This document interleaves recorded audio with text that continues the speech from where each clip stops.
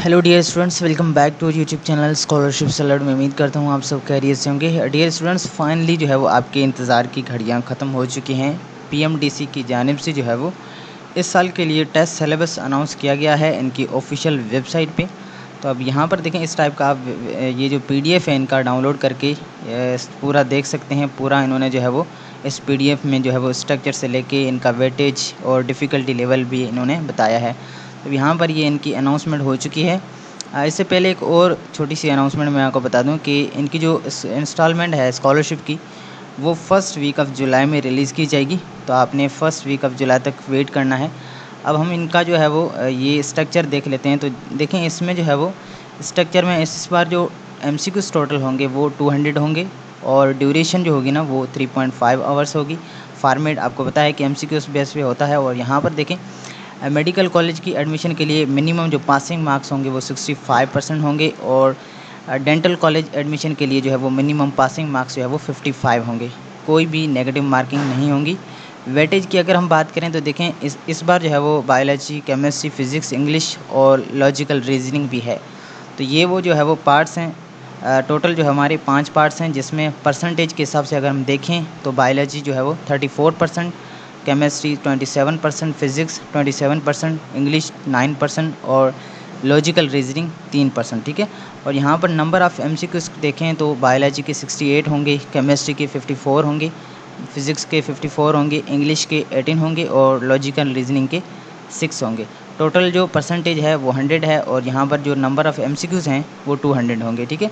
यहाँ पर difficulty level की अगर हम बात करें तो 20% जो MCQs है वो इजी होंगे, 60% MCQs जो है वो मॉडरेट होंगे और 20% MCQs जो है ना वो हार्ड होंगे। अब यहाँ पर नीचे अब आप देखेंगे तो ये देखें, बायोलॉजी का ये सारा कंटेंट है। कंटेंट लिस्ट में ये देखें, बायोडाइवर्सिटी से लेकर वेरिएशन एंड जेनेटिक इनहेरिटेंस तक जो है ये सारा बायोलॉजी का कंटेंट है। इस तरीके से आप नीचे यहाँ पर देखेंगे तो ये हर एक चैप्टर का जो है वो अलहदा इन्होंने जो है वो सब टॉपिक से लेकर लर्निंग ऑब्जेक्टिव भी बताए हैं।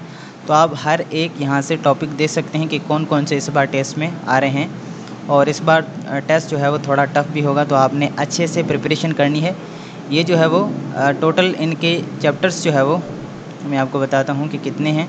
इस बार जो है वो 13 चैप्टर्स जो है वो इंक्लूडेड होंगे। और यहाँ पर केमिस्ट्री की अगर हम बात करें तो यहाँ पर एटॉमिक स्ट्रक्चर और ये जो पहला इनका introduction to fundamental concept of chemistry, यहाँ से लेकर जो है वो मैक्रो मॉलिक्यूल्स तक आपने रीड करना है। ये इनके जो है वो सब टॉपिक्स और लर्निंग मटेरियल्स हैं। इस तरीके से नीचे आप आएंगे तो आपको यहाँ पर फ़िज़िक्स का भी मिल जाएगा। ठीक है। ये केमिस्ट्री है और ये है फ़िज़िक्स का। फ़िज़िक्स में जो है वो फोर्स एंड मोशन से लेकर हमारा जो लास्ट चैप्टर है वो न्यूक्लियर फ़िज़िक्स होगा। और उसके बाद ये इनके लर्निंग एंड ऑब्जेक्टिव्स हैं।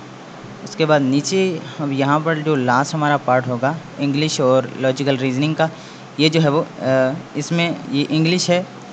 अब यहाँ पर देखें, ये जो है वो बेंचमार्क्स एंड कंटेंट में आप देख सकते हैं कि कॉम्प्रिहेंड की vocabulary, demonstrate control of tenses and sentence structures. तो यहाँ से आप हर एक चीज़ रीड कर सकते हैं और उसके अकॉर्डिंग ही आपने जो है वो प्रिपरेशन करनी है।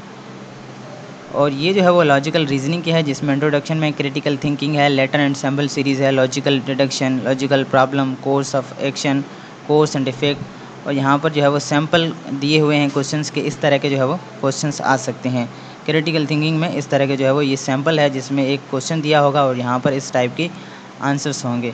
उसी तरीके से लेटर्स एंड सैम्पल सीरीज़ का भी यहाँ पर देखें एग्जाम्पल दिया हुआ है। और उसके बाद लॉजिकल डिडक्शन का भी यहाँ पर एग्जाम्पल दिया हुआ है।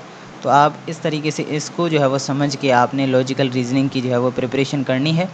तो ये आप PDF पूरा डाउनलोड कर लें और अच्छे से तैयारी कर लें। वैसे टेस्ट की डेट की अगर हम बात करें तो देखें 27 अगस्त ये कह रहे हैं, लेकिन फिर भी कोई कंफर्म नहीं है। मे बी जो है वो डेट एक्सटेंड हो सकती है या जो है वो डेट और न्यू बता सकते हैं। तो आपने वेट करना है और अच्छे से प्रिपरेशन करनी है। और कोई आपका अगर कमेंट्स में क्वेश्चन है तो आप मुझसे पूछ सकते हैं, मैं आपको ज़रूर रिप्लाई करूँगा।